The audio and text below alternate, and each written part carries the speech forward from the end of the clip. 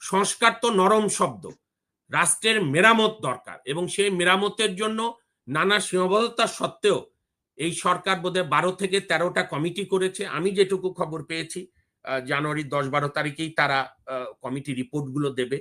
এই জুলাই 36 ছিল বাংলাদেশের মালিক জনগণের জাগরণ। জনগণের এই জাগরণ থামানো যাবে না।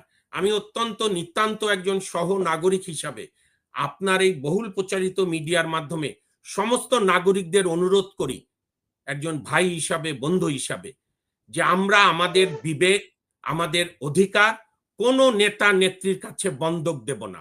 এই দেশ কারো বাপের না। রাষ্ট্র বদল দরকার, রাষ্ট্রের সংস্কার দরকার। সময় যখন সমস্ত so called main stream media Sheikh হাসিনার পদোন্নত হয়েছিল, তখন আপনারা অল্প কয়েকজন এই অনলাইন মিডিয়া রাত জেগে বাংলাদেশের মানুষের স্বপ্ন, গণতন্ত্র পাওয়ার স্বপ্ন, শেখ হাসিনা থেকে মুক্তি পাওয়ার স্বপ্নকে জাগিয়ে রেখেছিলেন। এই জন্য আপনাকে, আপনার প্রতি গভীর কৃতজ্ঞতা। আসলে আমাদের যে জুলাই 36 যে গণবিপ্লবটি ঘটে গেল, এই গণবিপ্লবের পরে ঢাকার সমস্ত রাস্তায় আমাদের ছেলেমেয়েরা যে রং তুলির কাজ করেছে, যেটাকে আমরা গ্রাফিটি বলি, সে আপনি একেবারে মহাখালীর বনানীর ওখানকার এক্সপ্রেসওয়ের রোড বলেন, ঢাকা বিশ্ববিদ্যালয়ের চত্বর বলেন, এলিফ্যান্ট রোড, আপনার প্রাইভেট ইউনিভার্সিটি চত্বর, ব্রাকের সামনে, ইউসিবি চত্বরে, সেই স্লোগানগুলোই হচ্ছে আমাদের আন্দোলনের নির্যাস। সেখানে আছে বিকল্পকে, আমি, আপনি, আপনারা। এই দেশ কারো বাপের না। রাষ্ট্র বদল দরকার, রাষ্ট্রের সংস্কার দরকার। এবং অসংখ্য, এবং এমনকি বিভিন্ন রাজনৈতিক সরকার, তদানীন্তন শেখ হাসিনার বিরুদ্ধে আন্দোলনকারী বিভিন্ন সংগঠন নিয়েও তাদের নানা রকম গ্রাফিটি আছে। এর মূল কারণটি হলো, আজকে আমরা জানুয়ারি 4 তারিখ, আগামীকাল 5 মাস পূর্ণ হবে পতিত পলায়নকৃত শেখ হাসিনার পালানোর এবং জনগণের বিজয়ের 5 মাস কম সময় নয়। কিন্তু যে বিষয়টি দরকার বলা, সেটি হচ্ছে যে এই সংস্কারের কথা কেন হচ্ছে। আমাদের বাংলাদেশের মানুষ আজ থেকে 54 বছর আগে, 53 বছর, 54ই হবে প্রায়, সাম্য, মানবিক মর্যাদা ও সামাজিক ন্যায় বিচার, এই 3টা ধারণার উপর ভিত্তি করে মহান মুক্তিযুদ্ধ সংগঠিত হয়েছিল, যার উন্মেষ হয়েছিল 52-র ভাষা আন্দোলনে। ভাষাকে যখন পাকিস্তানিরা আঘাত করলো, এবং তারপরে 62-র ছাত্র আন্দোলন, 66-র 6 দফা, 69-এর গণঅভ্যুত্থান এবং 71-এর লক্ষ লক্ষ শহীদদের আত্মত্যাগ। এবং তারপরে আমার পূর্বসূরীদের আকাঙ্ক্ষা ছিল, বাঙালি জাতির আকাঙ্ক্ষা ছিল, বাংলাদেশের মানুষের আকাঙ্ক্ষা ছিল যে রাষ্ট্রের একটি বৈপ্লবিক পরিবর্তন হবে। কিন্তু আমরা লক্ষ্য করলাম যে হিমালয় সমান পর্বত সমান জনপ্রিয়তা নিয়ে বঙ্গবন্ধু ক্ষমতায় বসলেন, যার উপরে মানুষের এত আস্থা ছিল, তিনি পাকিস্তানি শাসকদের পথেই হাঁটলেন এবং সংবিধানের প্রথম সংশোধনী করলেন জরুরি আইন জারি করার বিধান, অর্থাৎ মানুষের অধিকারকে স্তব্ধ করা যাবে। করতে করতে তো বাকশাল করে নিজেও ডুবলেন, আমাদেরকেও ডুবিয়ে দেওয়ার চেষ্টা। তো তারপরে আবার আমরা সামরিক শাসনদের বিরুদ্ধে 90-তে লাগাতার আন্দোলন করে, মানে শহীদদের তালিকা, কারণ ওইটা আমার জীবনের ছাত্র রাজনীতির উন্মেষকাল।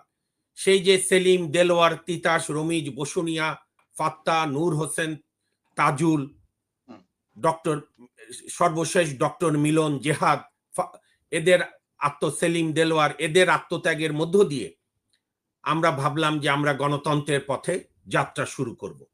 এবং সাবেক প্রধান বিচারপতি, বাংলাদেশের সাবেক রাষ্ট্রপতি জনাব শাহাবুদ্দিন সাহেব এই শহীদদের দাবির প্রতি সম্মান রেখে তিনি 3 মাসের মধ্যে বাংলাদেশ স্বাধীন হওয়ার পর প্রথম 20 বছরের মাথায় 91 সালে একটি গ্রহণযোগ্য নির্বাচন কম বেশি করলেন বাংলাদেশের স্ট্যান্ডার্ডে। এবং সেই নির্বাচনের পর আমরা আশা করেছিলাম গণতন্ত্রের পথে যাত্রা শুরু হবে। আমরা সে পথে হাঁটিনি, আমাদের রাজনৈতিক দলগুলো হাঁটেনি। ফলে আবারও লড়াই সংগ্রাম, 2006-এর টানা পড়েন, তত্ত্বাবধায়ক থাকবে কি থাকবে না, এবং পরবর্তীকালে 1/11-এর প্রথম 2-3 মাসও, মানুষ তো ইতিহাস ভুলে গেলে মুশকিল, প্রথম 2-3 মাসও মানুষ প্রচন্ড সমর্থন দিয়েছিল তদানীন্তন 1/11 সরকারকে, যারা বলেছিল আমরা দুর্নীতির বিরুদ্ধে যুদ্ধ করব, যারা বলেছিল আমরা রাজনৈতিক দলগুলো সংস্কার আনবো এবং সেই রাজনৈতিক দলের দুইটি বড় রাজনৈতিক দলের দুই প্রধানের পরের বাকি সর্বোচ্চ অংশের নেতা নেত্রীরা বিভিন্ন সংস্কার প্রস্তাব দিয়েছিল। পরবর্তীকালে সংস্কার একটা গালিতে রূপান্তরিত হয়। দুই নেতার দুইটি বড় দলের দুই নেত্রী বা দুই পরিবারের ক্ষমতা তো কমা দূরের কথা, আপনার বরং দুইজন আরো বেশি পাওয়ারফুল হলো। বিএনপি ও আওয়ামী লীগের মধ্যে ন্যূনতম যে গণতন্ত্রের চর্চা ছিল সেটা 1/11-এর মিসহ্যান্ডেলের কারণে সেটাও বিনষ্ট হয়ে গেল। আর তারই সর্বশেষ রেজাল্ট হলো গত 15.5 বছর ধরে শেখ হাসিনার বর্বর ফ্যাসিস্ট শাসন এবং সাংবিধানিক প্রতিষ্ঠানগুলো গড়ে তোলা, দেশের সমস্ত সাংবিধানিক অঙ্গগুলোকে শক্তিশালী করা। এই পথে 72 থেকে আমরা হাঁটিনি। সবাই কম বেশি দলবাজ করার চেষ্টা, আমার অধীনস্থ করার চেষ্টা করেছি। শেখ হাসিনা এইটার সর্বোচ্চ বিস্ফোরণ দেখিয়েছে এবং নিজেকে নির্বাচিত স্বৈরাচার থেকে বর্বর ফ্যাসিস্ট থেকে নৃশংস গণহত্যাকারীতে পরিণত হয়েছে। এবং আপনার মনে আছে এই কোটা বিরোধী আন্দোলন যখন আওয়ামী লীগের সাবেক নৌ পরিবহন মন্ত্রী শ্রমিক নেতার নামে মাফিয়া বলেছিল ড্রাইভারদের লেখাপড়ার দরকার নেই, গরু ছাগল আর মানুষ চিনতে পারলেই হলো। সেই সময় যখন আমাদের সেই ছেলেমেয়েরা যাদের মধ্য দিয়ে নূর, রাশেদ খান সে অন্যরা সৃষ্টি হলো নতুন আন্দোলন, বা এই নাহিদরা ওই আন্দোলনে ছিল, সেই যে কোটা বিরোধী এবং সড়কে নিরাপত্তা, তখন কিন্তু আপনার মনে আছে কিনা, আফসারি ভাইয়ের মনে থাকবে, পরশ সাহেব, ব্যারিস্টার মাহবুব সাহেবদেরও মনে থাকবে, এই যেই ফোন দিয়ে বললাম টকশো, মনে থাকবে যে প্রথম আমরা শব্দ শুনলাম আমাদের কাছ থেকে না, প্রচলিত রাজনৈতিক দলগুলোর কাছ থেকে না, আমাদের ছেলে মেয়েদের কাছ থেকে, যে রাষ্ট্র মেরামতের কাজ চলছে। আমি নিজে দেখেছি ঢাকার বিভিন্ন জায়গায় এবং বুকটা ভরে গেল। আমার গাড়ি থামিয়ে 3 বার আঙ্কেল আপনার কার্ডটা, কি নাম আপনার ড্রাইভারের লাইসেন্স এবং ড্রাইভিং লাইসেন্স, হ্যাঁ, আমি স্বেচ্ছায় দেখে ওদের জন্য আরো পানি চকলেট কিনে দিয়েছি। আমি না, আমার চেয়ে আরো অনেক বেশি করেছে।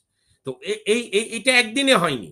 এই 18টা যাই হোক শেখ হাসিনা চালাকি করে পুরা কোটা বাতিল করে দিয়ে বাঁচলো হয়তো, কিন্তু পরবর্তীকালে যা হয় স্বৈরাচারের তাই হয়েছে।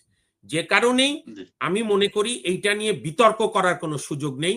সংস্কার তো নরম শব্দ, রাষ্ট্রের মেরামত দরকার এবং সেই মেরামতের জন্য নানা সীমাবদ্ধতা সত্ত্বেও এই সরকার বোধহয় 12 থেকে 13টা কমিটি করেছে। আমি যেটুকু খবর পেয়েছি জানুয়ারি 10-12 তারিখেই তারা কমিটি রিপোর্টগুলো দেবে এবং আমরা প্রত্যাশা করি ডক্টর মোহাম্মদ ইউনূস সাহেব তার লাস্ট জাতির উদ্দেশ্যে ভাষণও বলেছেন, সেগুলো নিয়ে সমস্ত অংশীজনদের সঙ্গে রাজনৈতিক দল, আইনজীবী, বুদ্ধিজীবী, ডাক্তার, ইঞ্জিনিয়ার, শ্রমিক শ্রেণী, কৃষক, ক্ষেত মজুর, জেলা পর্যায়ে এলিটবৃন্দ, নেতৃবৃন্দ, জনগণ, মূল শক্তি রাজনৈতিক দলগুলো সহ এগুলো বসে এই রাষ্ট্র মেরামতের ন্যূনতম একটা মিনিমাম কমন এজেন্ডায় একমত হতে হবে, যদি দেশকে ভালোবাসি, যদি আবার আরেকটা ফ্যাসিস্ট সরকার দেখতে না চাই।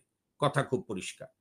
তবে এই সরকারের আপনি যদি সাফল্য বলেন, অন্য অনেক সাফল্য ব্যর্থতার পাশাপাশি একটি সাফল্য আমার খুব গর্বের সঙ্গে আমি বলবো, যে যেভাবেই বলুক, এই সরকার দীর্ঘ 15.5 বছর যে ভারত বাংলাদেশকে মনে করেছিল যে তাদের একটি অঙ্গরাজ্য, তাদের পুতুল সরকার, এই সরকার চোখে চোখ রেখে ভারতের সঙ্গে মর্যাদাপূর্ণ সম্পর্ক স্থাপনের প্রয়াস পেয়েছে। এবং আপনি দেখেছেন ভারতের পররাষ্ট্রমন্ত্রী, কারণ ভারতের দালাল মিডিয়া বা ওই যে মলম বেচা মিডিয়া কি বলে, এগুলো নিয়ে খুব গবেষণার কিছু নাই। আপনাদের আমি আগেও বলেছি, ভারতের বিখ্যাত বিপ্লবী সাংবাদিক, আমরা তো সবকিছু দেখি না, আর আমি যেটুকু পাই সেটুকু দেখি। আমি অনুরোধ করবো, হ্যাঁ শেষ করছি, আমার সহ আলোচকদের রাবিশ কুমারের প্রোগ্রাম দেখবেন। রাবিশ কুমার বিপ্লবী সাংবাদিক ভারতের 2018 সালে বলে দিয়েছিল ভারতের কোনো মিডিয়া জনগণ যেন না দেখে, ভারতের জনগণ। এবং রাবিশ বলেছেন যে ভারতের মিডিয়া গণতন্ত্রের যে ক্ষতি করেছে আর কেউ ক্ষতি ভারতের এত করতে পারেনি। তো সেই ভারতের পররাষ্ট্রমন্ত্রী সচিব বিক্রম মিস্ত্রি বাংলাদেশ থেকে ঘুরে যাওয়ার পর তাদের যে সংসদীয় কমিটি পররাষ্ট্র বিষয়ক অত্যন্ত পাওয়ারফুল, ডেমোক্রেটিক সিস্টেমে যেটা হওয়ার দরকার সেটাই তাদের আছে। তো সেইখানে এই বিক্রম মিস্ত্রি পরিষ্কার বলেছে শেখ হাসিনার সরকার বিরোধী কোনো কার্যক্রমে আমরা সমর্থন করি না, আমরা বাংলাদেশ সরকারের সঙ্গে অত্যন্ত ভালো সম্পর্ক চাই। আমরা ভারত কেন সমস্ত প্রতিবেশীর সঙ্গে চোখে চোখ রেখে আত্মমর্যাদা সম্পন্ন সম্পর্ক চাই। যখনই নাক গলানোর চেষ্টা করবে আমরা প্রতিহত করব এবং করতে দেব না। তো সুতরাং আমি শেষ করছি এই কথা বলে, সংস্কারের অন্তত এই প্রথম তো একটা তো বিষয়, শুধু নেগেটিভ বলা তো আমাদের অনেকের অভ্যাস। একটা তো ঠিক, এই প্রথম কোন সরকার 15টা সংস্কার কমিশন করেছে। সেই সংস্কার কমিশনগুলো সীমাবদ্ধতা সত্ত্বেও নানা শ্রেণী পেশার মানুষের সঙ্গে মত নিয়েছে এবং আমরা দেখতে চাই যেন জানুয়ারি 10 তারিখের মধ্যে তারা রিপোর্টগুলো জাতির সামনে উত্থাপন করে এবং তার ভিত্তিতে মৌলিক সংস্কার করতে হবে বিচার বিভাগকে, আমাদের সংবিধানে, আমাদের নির্বাচন ব্যবস্থা, আমাদের পাবলিক সার্ভিস কমিশনে, আমাদের এক্সিকিউটিভে নির্বাহী বিভাগে এবং আমাদের মিডিয়ায়। শেষ কথা হচ্ছে, এই জুলাই 36 ছিল বাংলাদেশের মালিক জনগণের জাগরণ। জনগণের এই জাগরণ থামানো যাবে না। আমি অত্যন্ত নিতান্ত একজন সহ নাগরিক হিসাবে আপনার এই বহুল প্রচারিত মিডিয়ার মাধ্যমে সমস্ত নাগরিকদের অনুরোধ করি, একজন ভাই হিসাবে, বন্ধু হিসাবে, যে আমরা আমাদের বিবেক, আমাদের অধিকার কোনো নেতা নেত্রীর কাছে বন্ধক দেব না। যেটা গত 53 বছরে বিভিন্ন সময় বন্ধক দিয়ে আমরা বারবার ক্ষতির সম্মুখীন হয়েছি। আমরা অ্যালার্ট থাকব, আমরা অত্যন্ত প্রহরীর মতো থাকব, যারাই ক্ষমতা আসুক না কেন এবং বর্তমান যারা আছে তারা মানুষের সেবক, কখনই যেন মালিক কেন সুপিরিয়রেরও চিন্তা না করে। কাজেই আমরা অধীর আগ্রহে অপেক্ষা করছি সংস্কার কমিশনগুলো আগামী 10 তারিখের মধ্যে তাদের রিপোর্ট উত্থাপন করুক। আমরা রাষ্ট্রের মেরামত এবার করেই ছাড়ব।